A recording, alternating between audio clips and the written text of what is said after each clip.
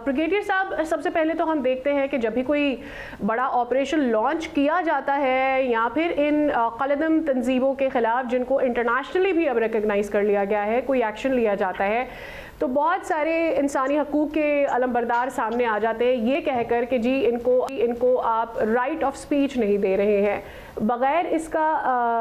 इसको क्लैरिफाई किए या इसको इंडिविजुलाइज किए कि ये किसी भी इंसान के लिए या किसी भी इलाके के लिए क्या गलत कर रहे हैं चीज़ें।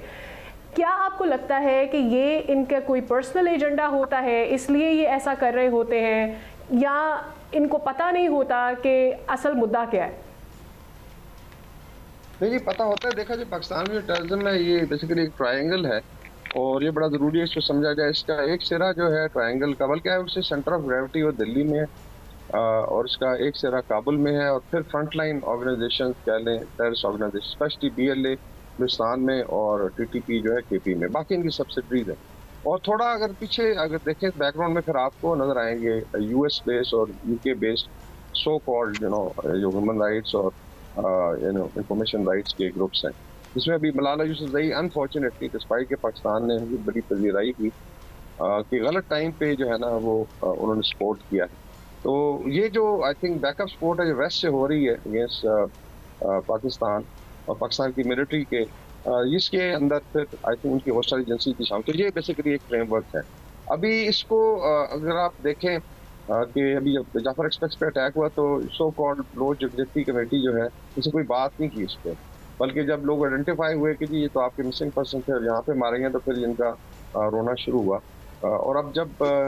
चीज़ें एक और आई थिंक बड़ी इंपॉर्टेंट चीज़ हुई कि जाफर एक्सप्रेस के जो लोग मारे गए उनसे जो त्राया फोन बरामद हुए और सेटेलाइट कम्युनिकेशन पकड़े, उसमें बहुत सारी चीज़ें आई हैं और मेरे ख्याल में जो वारंग ब्लोच का जो कम्युनिकेशन था और इनका जो सो कॉल्ड नेटवर्क है वो बड़ा एक्सपोज हुआ और इसलिए आई थिंक बहुत ज़्यादा चीखें निकल रही हैं भारत में भी। और आपने देखा कि अभी गौरवारी जैसे इडियट्स हैं वो ट्रॉल कर रहे थे, उनको सपोर्ट कर रहे हैं जी कि यहाँ पे mainly let's youth involve all that.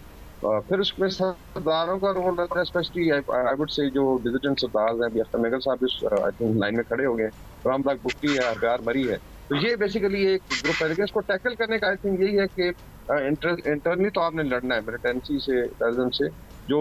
में इस्तेकाम प्रोग्राम के तहत चीज़ें चल रही है और इंशाल्लाह इनको क्रश किया जाएगा to the last man. TTP और BLA इंशाल्लाह एंड ऑफ द ईयर आपको नजर नहीं आएगा कोई बंदा। दूसरा जो इसके स्पॉन्सर्स हैं, चाहे हमेशा कहते हैं उसके हाथ काटने का टाइम है एंड बेसिकली भारत को उसी कॉइन में जवाब देना पड़ेगा जो वो करता है, बल्कि वो तो बड़ा ओपन ही कहते हैं घुस के मारेंगे एंड ऑल दैट, और फिर मीडिया उनका सपोर्ट करता है इंफॉर्मेशन डोमेन में, डिप्लोमेटिकली। और दो आपके पास बिल्कुल साथ आप कह लें, एक ऑक्यूपाइड रियासत है, ऑक्यूपाइड कश्मीर और खालिस्तान, इसको टोटल अभी Pakistan should go on the offensive. जो भी हमारा वेयर विदॉल है, it's a clear message to India कि ये नहीं चल सकता और खुदा न खास्ता पाकिस्तान डिस्टेबलाइज होता है, इंटेग्रिटी को खतरा था तो भारत बिल्कुल नहीं बचेगा, नोबडी विल बी सेफ। और बाकी इंटरनेशनली आई थिंक जो होस्टाइल एजेंसीज अगर आपका सबूत है लाइक लंदन से काफी लंदन में अल्ताफ हुसैन भी बैठा हुआ है, मरी साहब भी उधर फिर होते हैं, बुक्की भी उधर से होकर गुजरता है, जो भी डिसीजन है पाकिस्तान के खिलाफ काम करने से वहाँ पे क्यों हाउस्ड है, व्हाई ब्रिटिश गवर्नमेंट डिस्पाइट हमारे अच्छे रिलेशन है क्यों सपोर्ट कर, तो इस पे आई थिंक काम करने की जरूरत है। सब्सक्राइब करें और बेल दबाएं ताकि कोई खबर रह न जाए।